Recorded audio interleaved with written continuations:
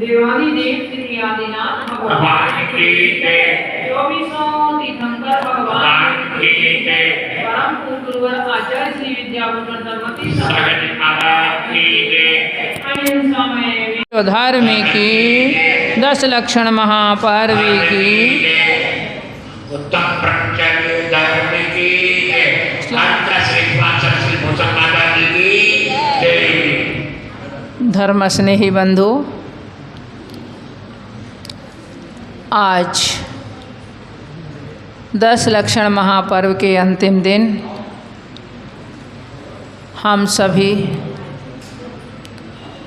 धर्म के 10 लक्षणों में से अंतिम लक्षण उत्तम ब्रह्मचर्य को समझेंगे। विगत दिनों में हम सभी ने अपने स्वभाव और विभाव को समझा, या हम ये कहें कि हमने अपने शत्रु और मित्रों को समझा। वास्तव में कौन हमारे अंतरंग से शत्रु हैं और कौन हमारे मित्र हैं, इनकी जानकारी हमें आत्मशुद्धि के इन पर्वों में मिल जाती है।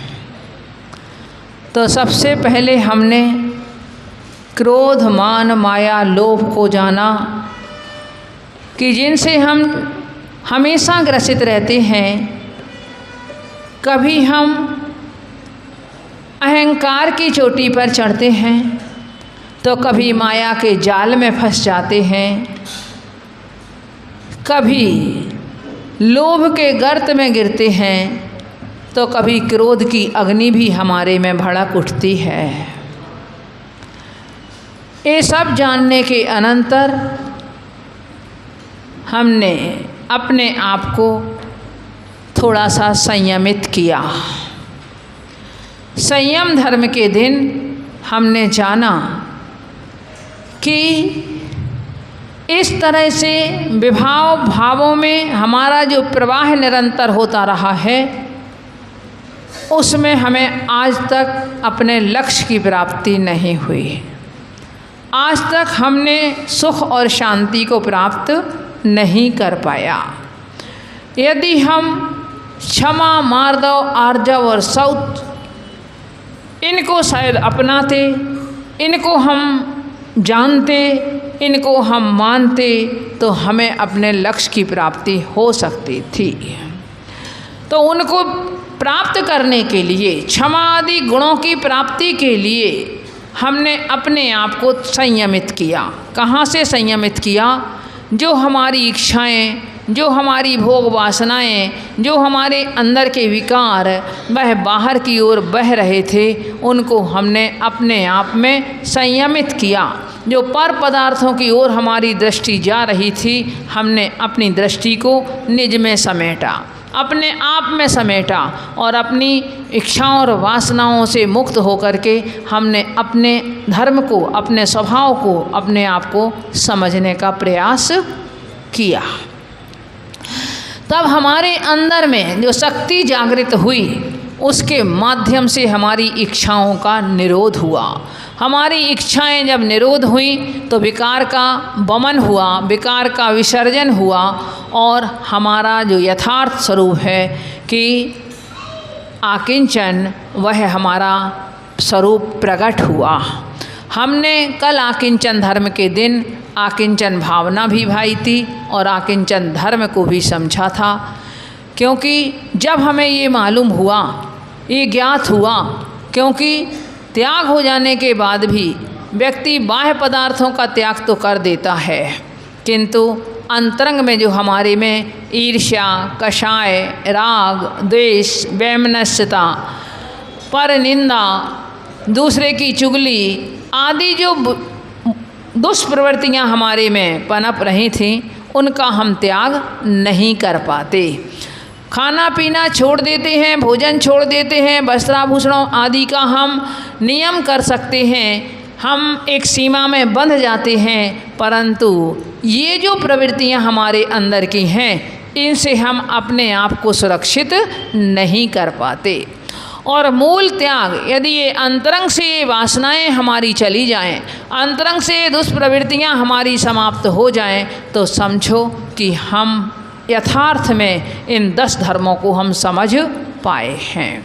कल हमने जाना था कि ये शरीर भी हमारा नहीं है और किसी की तो बात अलग है, और जब इस शरीर के प्रति भी ममत्व हट जाता है, तब वह आत्मा अपने आकिंचन स्वभाव को जान करके उस शरीर से ममत्व हट जाने के कारण वह अपने आत्म स्वरूप में लीन हो जाता है।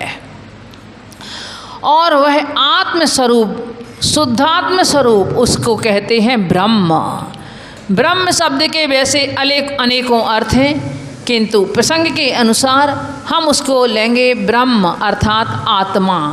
तो ब्रह्मणि आत्मनि चरतीति ब्रह्मचर्या, जो ब्रह्म अर्थात आत्मा में हमारा रमण हो, वही उत्तम ब्रह्मचर्य है।